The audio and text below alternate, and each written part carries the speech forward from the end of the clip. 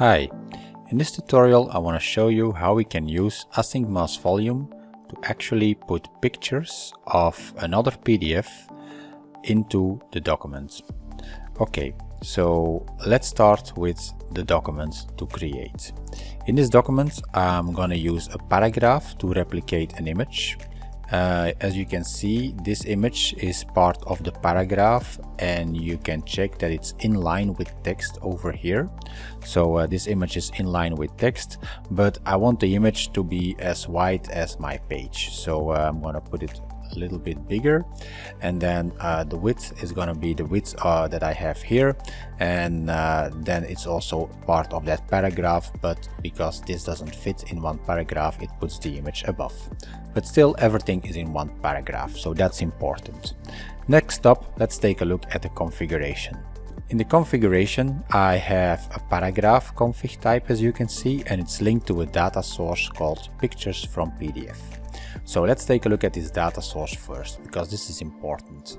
The data source is actually a dummy data source, so we do not want to get any pictures from Salesforce into this data source. We're gonna actually push pictures that we create from the PDF that we need to convert from PDF into the images into this data source. So what I've done here is I indicated that the image data source is going to be documents and that the document name is going to be NA from not applicable. You can put any name here, of course, but you have to make sure that it doesn't select any pictures. So there is an image called NA, of course it will be selected in this data source. Next up, it's also a required field to put in the parent query field. Same thing here, just put not applicable because it will not be used when using a document's image source.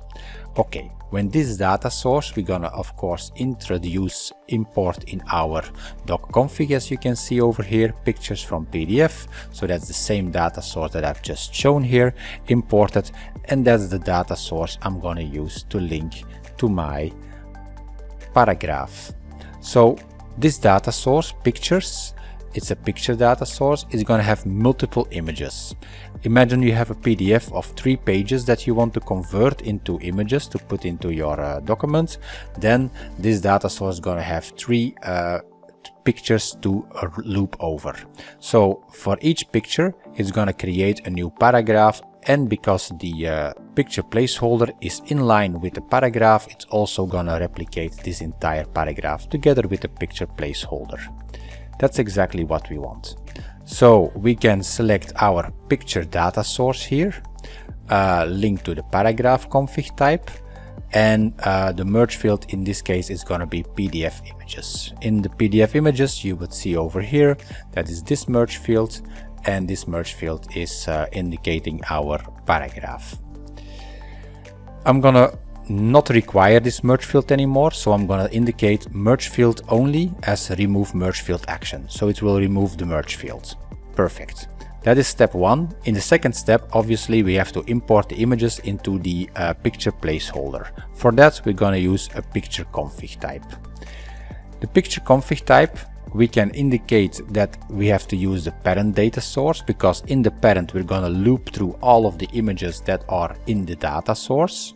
So for each image we're now going to process a picture, and that picture is identified by the merge field PDF page. So the PDF page, as you could see over here, it's in the selection pane, it's this merge field that you can see over here in this link to this image. So this image, via the picture format and the selection pane, you can see that this is the image to select. Okay, that's actually the entire setup. Sometimes if you have enabled, or we have enabled some scaling capabilities, make sure to suppress scaling, because of course you don't want to have the quality of the image that we convert, the PDF that we convert into an image, that quality, you don't want that impacted. So suppress it and make sure that it's not impacting or scaling the image down. Here I indicated that I want to scale it by width, because as you saw earlier I made sure that my picture placeholder is the width of my the page content, and so it will automatically update the height of that image depending on the width I have selected. Okay, everything seems to be okay. in this configuration. So that's all the steps that need to be taken in the configuration. So the only step that we now need to do is create our before action linked to our link to mouse volume. In my case, I'm going to use the anonymous code to launch it. And in my anonymous code, you see that I have here my task. The task that I create, I indicate that the task when should be before, so that it should run before the document is generated. The task type is convert PDF to image, so make sure that you write that correctly, because it has to be exactly this name. And then the content version ID, that's the document that I want to push into my main document, so that's the PDF that I want to convert into images. So that's the and then we have the customer data source ID. That is the picture data source that I want to use to have my pictures inside. Let's take a look. If I have my this is my picture data source, I use the Salesforce inspector to look at all of the fields enabled on the data source, and on this field, in these fields you will find a field called customer data source ID. This customer data source ID, that's the field that you have to copy over into as the ID identifier into this setting over here. And then of course, do not forget to add this task as an additional task. And then when calling the PDF, when calling the register function over here, you would have to add your additional tasks as well. So let's execute it. It will now send the request over to my async mouse volume, and it will now start processing it. Okay. I got a notification that everything went fine and that my document is ready. So let's take a look. I'm gonna go to accounts.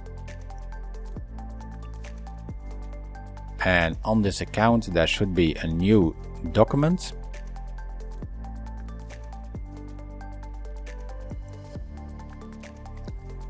And in this document, we would see indeed the images of the PDF that I just converted. So this is page 1, this is page 2, and this is page 3. So my document had 3 pages, and they are now nicely printed with the width and the height that is automatically recalculated depending on the width of the placeholder.